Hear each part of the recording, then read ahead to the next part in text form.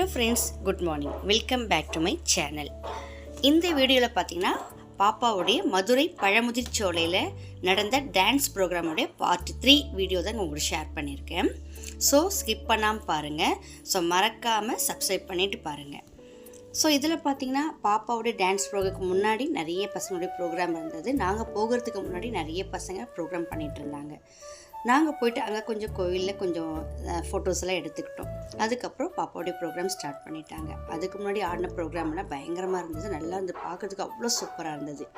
அதுக்கப்புறம் பாப்பாவுடைய ஸ்டூடெண்ட் பாப்பாவோட friends program வந்து ஸ்டார்ட் பண்ணிட்டாங்க. ரொம்ப பார்க்குறதுக்கு அருமையாக இருந்தது. குழந்தைங்க ஒரே யூனிஃபார்மில் ஒரே மாதிரி ஆடினாங்க. ஸோ பார்க்குறதுக்கு அவ்வளோ அருமையாக இருந்தது.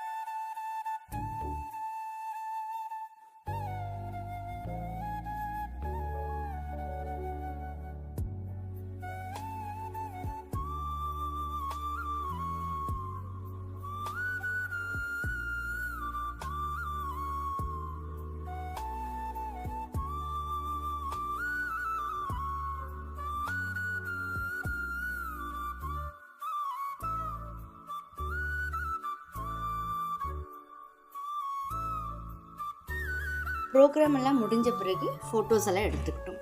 பசங்க குரூப்பாக நின்று எடுத்துக்கிட்டாங்க. அப்புறம் அவங்களோட மாஸ்டர் கூட நின்று எடுத்தாங்க. அதுக்கப்புறம் தனித்தனியாக எடுத்தாங்க. ப்ரோக்ராமில் குழந்தைங்களுக்கு எல்லாருக்கும் தனித்தனியாக ஷீல்ட் சர்டிஃபிகேட் கொடுத்தாங்க. ஸோ மாஸ்டர் கூட நின்று ஃபோட்டோஸ் எல்லாம் எடுத்துகிட்டு அதுக்கப்புறம் கோயிலில் தரிசனம் பண்ணலான்னு போனோம். பட் பயங்கர கூட்டமாக இருந்து டைமும் ஆகிடுச்சு எங்களுக்கு.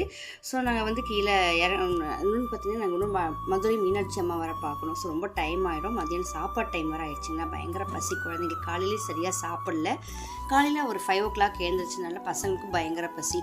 கோயிலில் கூட்டம் அதிகமாக இருந்தது. ஸோ நின்று பார்த்துட்டு போனால் ரொம்ப லேட் ஆகிடும். நாங்கள் கிளம்பி வந்துட்டோம். ஃபோட்டோஸ் எல்லாம் எடுத்துகிட்டு ரூமுக்கு வந்தோடனே ஃபஸ்ட்டு வழியாக பசங்க ட்ரெஸ் எல்லாம் சேஞ்ச் பண்ணிவிட்டு ஃபஸ்ட்டு சாப்பிட கூட்டிகிட்டு போங்கன்னு சொல்லிட்டாங்க.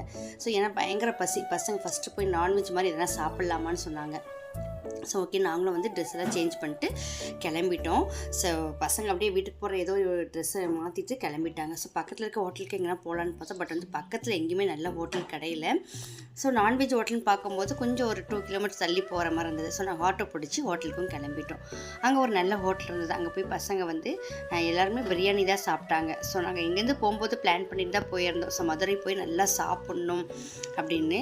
ஸோ பட் ஆனால் பார்த்திங்கன்னா எனக்கு சாப்பிட்றதுக்கு டைம் கேட்டால் டைம் கிடைக்கல. ஸோ ஓகே, கிடைச்சி சாப்பிடுவோன்ட்டு ஒரு நல்ல ரெஸ்டாரண்ட்டு பார்த்து பிரியாணி ஆர்டர் பண்ணி சாப்பிட்டோம். நல்லா இருந்தது. கொஞ்சம் காரமாக இருந்தது. பட் வந்து நல்லா தான் இருந்தது. பசிக்கு சாப்பிட்டுட்டோம் எல்லாருமே.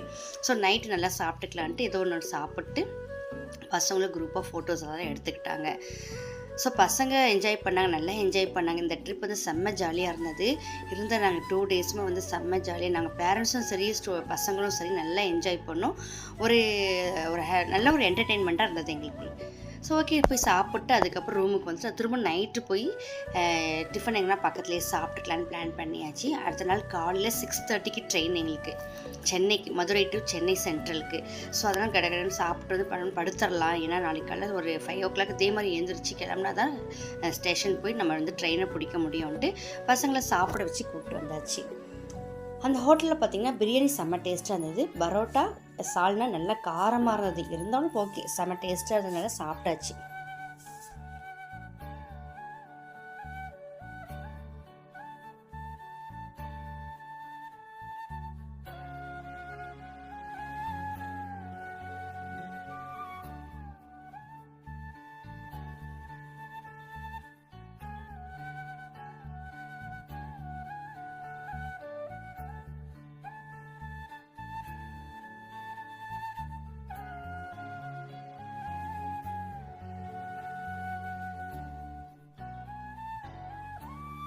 இது பார்த்திங்கன்னா போய் சாப்பிட்டு வந்து எல்லோரும் ஃப்ரெஷ்அப் ஆகிட்டு திரும்ப வந்து மதுரை மீனாட்சி அம்மா கோயிலுக்கு கிளம்பியாச்சுங்க.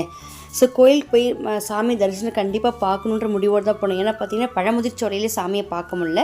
ஸோ மதுரை மீனாட்சி அம்மாவது கண்டிப்பாக பார்த்தே ஆகணுன்ட்டு போய் நின்று பார்த்தா க்யூவில் நின்னா 4 hours கழிச்சு நாங்கள் மதுரை மீனாட்சி அம்மாவை பார்த்தோம். ஸோ பார்த்துட்டு அதுக்கப்புறம் நாங்கள் வீட்டுக்கு வரும்போது 10 o'clock ஆகிடுச்சு. ஸோ வர வழியே நாங்கள் டிஃபன் சாப்பிட்டு ரூமுக்கு வந்தாச்சு. ஸோ கொஞ்சம் பர்ச்சேஸ் எல்லாம் பண்ணலான்னு பார்த்தோம், ஷாப்பிங்கெல்லாம் போகலான்னு பார்த்தோம். பட் வந்து அவ்வளோவா பண்ண டைம் இல்லை. இன்னொன்று பார்த்தீங்கன்னா வீடியோ அலோவ் பண்ண முடியாதுன்ட்டாங்க. ஸோ அதனால் என்னால் வீடியோவில் கவர் பண்ண முடியல. ஸோ என்ட்ரன்ஸ்லேயே மொபைல் எல்லாம் வாங்கி வச்சுட்டாங்க. ஸோ அதனால் வீடியோவை என்னால் எடுக்க முடியல. ஸோ கொஞ்சம் ஃபோட்டோஸ் என்ட்ரன்ஸ் எல்லாம் ஃபோட்டோஸ் மட்டும் நான் கொஞ்சம் எடுத்திருக்கேன், அதை நான் கூட ஷேர் பண்ணியிருக்கேன். அதுக்கப்புறம் நாங்கள் மதுரை மீனாட்சி அம்மா கோயிலில் நின்றுட்டு ஒரு 4.5 hours ஆச்சு நாங்கள் க்யூவில் நிற்கிறதுக்கு. நின்று அப்புறம் போய் கோயிலை பார்த்துட்டு சாமியை நல்ல சூப்பரான தரிசனம் கிடச்சதுன்னா நின்னதுக்கு நல்ல பலனாக மதுரை மீனாட்சி அம்மாவை பார்த்துட்டு அதுக்கப்புறம் ரூமுக்கு வந்தாச்சு. இதுதான் என்ட்ரன்ஸ்னால் பாருங்கள், ஃபுல்லாக ஒர்க் போயிட்டுருக்குது. அதனால் என்னால் ஃபுல்லாக கவர் பண்ண முடியல ஃபோட்டோஸ் எல்லாம். ஸோ வீடியோ அலோவ் பண்ண முடியாதுன்ட்டாங்க. ஸோ கோயிலுக்கு போய் சாமியெல்லாம் தரிசனம் பண்ணிவிட்டு ரூமுக்கும் வந்தாச்சு. இது பார்த்திங்கன்னா அடுத்த நாள் காலையில் பசங்களாம் செம்ம அப்செட்டு, ரொம்ப ஃபீலிங்கில் ஆகிட்டாங்க. ஏன்னா கிளம்புறோம்ல, செம்ம என்ஜாய் பண்ணாங்க. எங்களுக்குமே ரொம்ப ஃபீலிங்காக இருந்தது. கடகடன்னு 3 நாள் எப்படி போச்சுனே தெரில, ரொம்ப ஸ்பீடாக போயிடுச்சு. ஸோ அடுத்த நாள் காலையில் 5:30க்கு எஞ்சி பசங்களெல்லாம் ரெடி பண்ணிட்டு நாங்கள் கிளம்புறதுக்காக அதாவது செக் அவுட் பண்ணுறதுக்காக உட்காந்துட்டு இருந்தோம். பசங்களாம் ரொம்ப ஃபீலிங்காக உட்காந்துருந்தாங்க. ஸோ நெக்ஸ்ட் ட்ரிப் இதே மாதிரி சூப்பராக ஒரு ட்ரிப் அரேஞ்ச் பண்ணான்னு முடிவோடு நாங்கள் கிளம்பிட்டோம். சென்ட்ரலுக்கும் வந்து நாங்கள் சேர்ந்தாச்சுங்க. அங்கே காலையில் 6:30க்கு ட்ரெயின் மதுரையில், சென்ட்ரலுக்கு ஆஃப்டர்நூன் 12:30 அந்த டைமுக்கு வந்து ரீச் ஆனோம். அதுக்கப்புறம் நாங்கள் வந்து சென்ட்ரலில் வந்து மதியம் லஞ்சு அங்கே தான் சாப்பிட்டோம். அங்கே வந்து ஸ்டார் பிரியாணி இருந்தது.